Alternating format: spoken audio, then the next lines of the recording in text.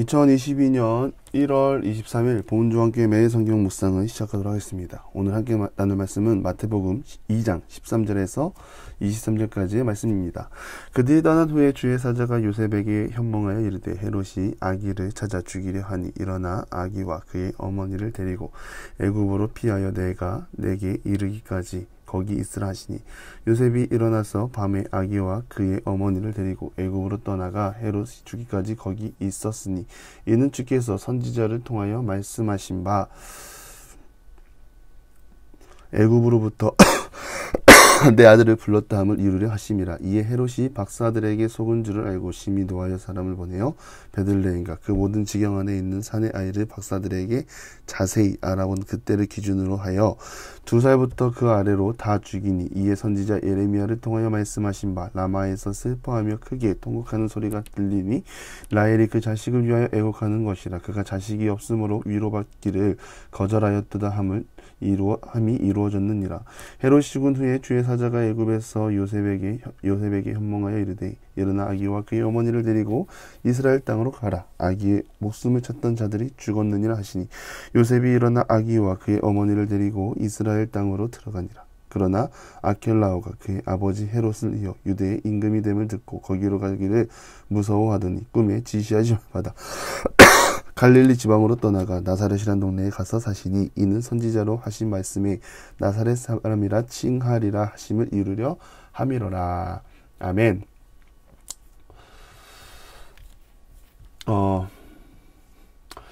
누가 하나님을 예배하는 자인가? 이 말로만 예배하는 자가 예배자일까요? 아니면 온갖 지식으로 하나님에 대하여 알고 그것으로 자신들의 의를 드러내는 사람들일까요?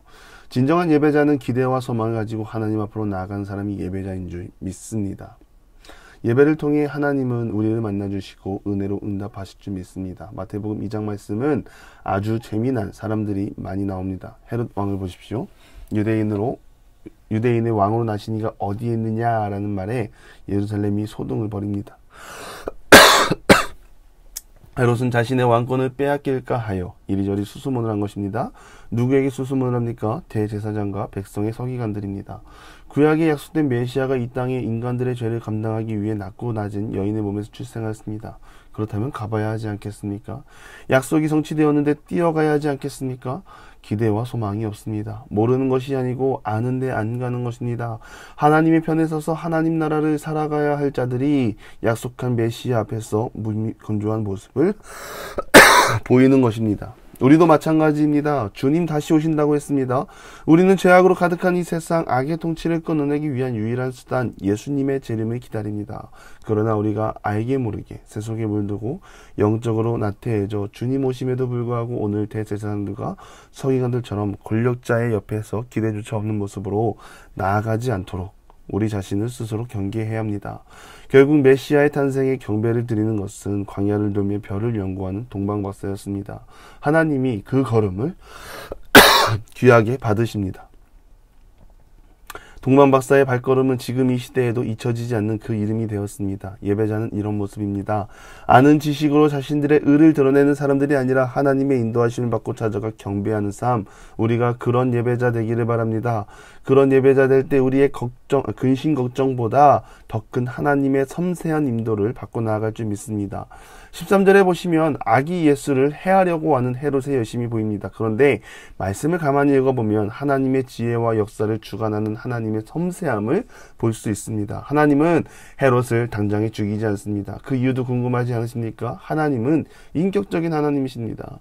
하나님의 구원의 완성을 이루시기 위해 하나님은 질서를 흐트러뜨리시는 분이 아닙니다.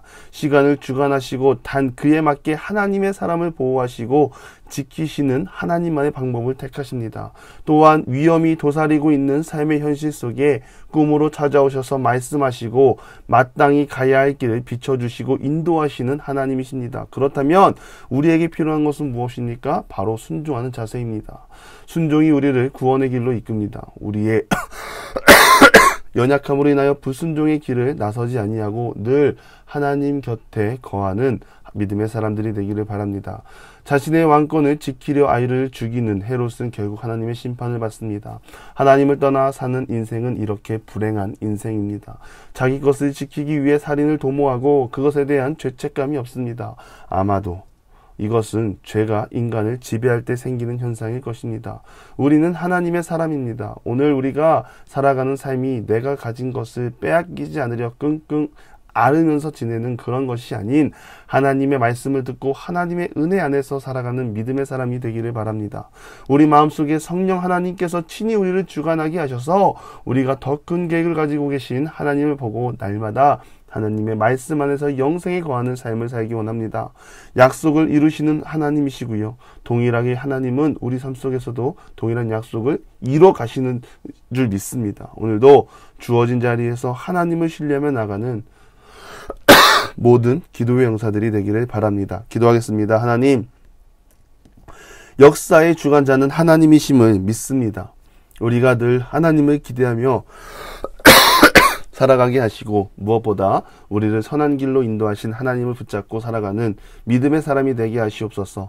능력의 주님과 함께 날마다 동행하며 나아가는 복음의 사람이 되게 하시옵소서. 예수님의 이름으로 기도드리며 이제는 우리 구주 예수 그리스도의 은혜와 하나님의 극진하신 사랑하심과 성령의 감화 감동 교통하심이 하나님을 기대하며 늘 하나님의 살아계심과 하나님의 인도와 보호하심을 받고 나아가기를 소망하는 사랑하는 보문주와 함께 모든 기도의 용사 위에 이제로부터 영원토록 함께 하시기를 간절히 축원하옵나이다.